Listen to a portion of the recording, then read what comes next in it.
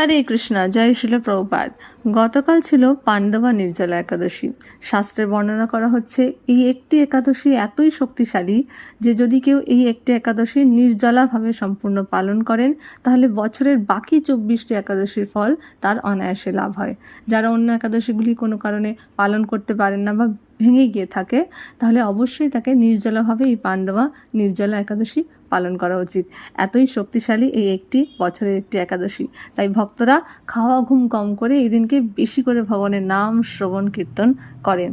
পাণ্ডবদের অন্যতম ভীমসেন, যিনি একদম খিদে সহ্য করতে পারেন না, তিনি অবধি এই নির্জলা একাদশী করেছিলেন। কালকে নির্জলার পর আজকে আমাদের দ্বাদশীর ভোগ নিবেদন অন্ন, ছোলার ডালের বড়া দিয়ে, ঝিঙে দিয়ে রসা, কাঁঠালের বিচি ভাজা, কুলেখাড়া পাতা ভাজা, ডাল সেদ্ধ, পটল সেদ্ধ, ডাল বাটা, কাঁচা ডালকে কাঁচা লঙ্কা দিয়ে বেটে নুন সর্ষের তেল দিয়ে মেখেছি, আমের চাটনি, ছোলার ডালের বড়া। আপনারা এই ডাল বাটা রেসিপিটা অবশ্যই ট্রাই করবেন।